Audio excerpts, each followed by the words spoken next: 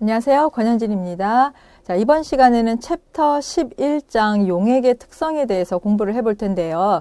앞의 내용에서는 우리가 보통 고체에 관련된 거라든지 고체, 액체, 기체 세 가지 상에 관련된 일반적인 내용에 대해서 공부를 했다면 지금 챕터에서는 우리가 그 용액에 대해서 조금 더 많이 집중을 해서 공부를 할 거예요. 하지만 지금 챕터 11장 같은 경우에는 전에 7, 8, 9에서 했던 내용들에 비해서 상당히 좀 익숙한 내용들, 그리고 여러분들이 많이 귀에 익은 그런 용어들이 나오기 때문에 심리적으로 그렇게 어렵거나 하지는 않는 그런 내용들이 많다는 거 먼저 얘기를 해주고요. 11-1 보면 용액의 조성에 대해서 나와 있죠. 그러니까 이게 몰농도라든지 몰랄농도, 또 이제 새롭게 이제 노멀농도라는 것들이 나오기 시작하는데, 이 부분도 우리가 챕터 4에서 공부를 했던 내용 다시 한번 간단하게 짚어볼 거예요. 그리고 이제 용액이라는 게 어떻게 해서 만들어지고 있는지, 이거는 이제 생활 속에 여러분들 그 사례들을 생각을 해본다면 이 부분도 여러분들이 좀 익숙하지 않을까 이렇게 기대를 해보고요.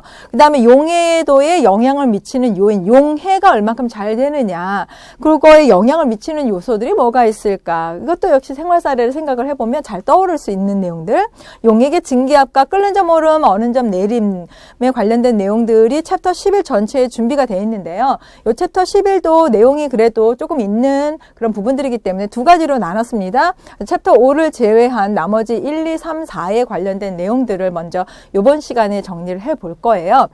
자, 용액이라는 거는 뭐냐? 용질과 그 다음에 용매의 만남이다. 그게 용액이었죠. 가장 여러분들 흔하게 생각하는 용액이라는 거는 소금물, 설탕물 이 정도 생각해 볼 거예요. 그죠? 예, 소금물, 설탕물 생각을 해보면 보통 용매에, 즉 물에 용질이, 소금이나 설탕이 녹아 들어가서 잘 혼합이 되어 있으면 우리가 그걸 소금물이다, 설탕물이다 이렇게 얘기를 하죠. 자, 그 얘기는 여러분들이 이미 용매는 액체야, 용질은 고체야 라는 그런 개념이 있을 거예요. 그럼 우리가 초등학교 때부터 늘 용매, 용액, 그 다음에 용액이라는 거, 용질이라는 걸 그렇게 학습을 해왔기 때문에 그런데요. 일반화학에서는 용액의 형태를 이렇게 좀 확장을 했습니다. 사실상 용액, 용질, 용매의 기준이라는 거는 고체 상태다, 액체 상태다, 기체 상태다에 한계를 두지는 않는다는 거예요. 다시 얘기하면 용매는 액체야 라고 생각했던 그런 부분들을 많이 확장을 해서 고체도 용매야, 기체도 용매야가 되는 거죠. 그죠? 좀 이상하죠?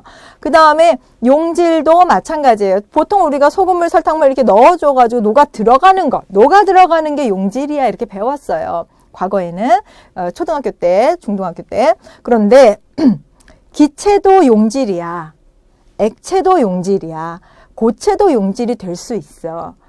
그래? 그럼 이런 것들이 섞이면 용액도 마찬가지로 고체, 액체, 기체 세 가지가 다 가능한데 이걸 뭐라고 정리를 하지? 자, 다시 한번 정리를 하면요. 일반화학 부분에서 우리가 그 고등학교 때까지 배웠던 용매, 용질, 용액의 기준을 확장시켜서 사실 섞여 있으면 용액이 되는 건데, 그 용액이라는 건 고체와 고체끼리 섞여도 되고요, 액체와 액체끼리 섞여도 되고요, 심지어는 기체끼리 섞여도, 또는 다른 상들끼리 섞여도 우리가 이거를 용액이야 라고 얘기를 하는 거예요. 그래서 지금 여기서 보면 고체끼리 섞여 있는데도 용액이야 라고 얘기를 하고 있고, 액체, 고체가 섞여서 용액이 됐어도 요거는 용액이야 라고 얘기를 하잖아요. 그러면 도대체 어느 걸 용매라고 하고 어느 걸 용질을 하느냐, 그건 기준이 있어요.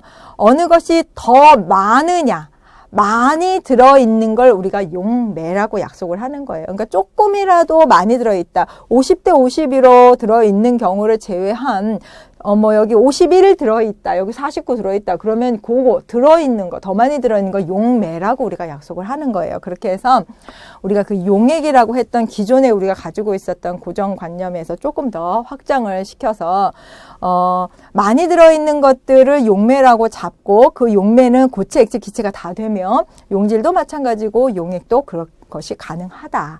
자, 그렇지만 우리가 지금 이 일반화학 교재 안에서 우리가 용액이라는 부분을 얘기하는 데 있어서는 거의 대부분 그 용매가 용액 상태로 있을 경우에, 그리고 이제 용질이 기체 상태에 나오면 예를 들면 이산화탄소, 그다음에 또 고체 상태, 뭐 소금, 뭐 이런 정도를 가지고 얘기를 할 거예요. 하지만 확장시켜서도 이런 것들이 적용이 가능하다.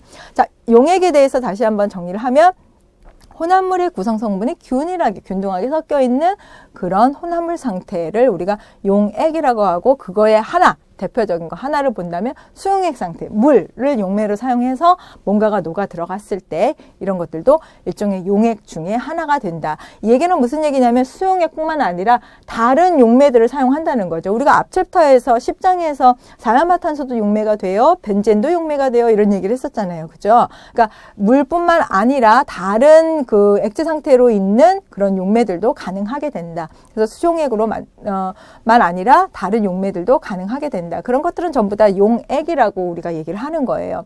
그러면 용액, 용매, 용질에 대해서는 우리가 정리를 했고요.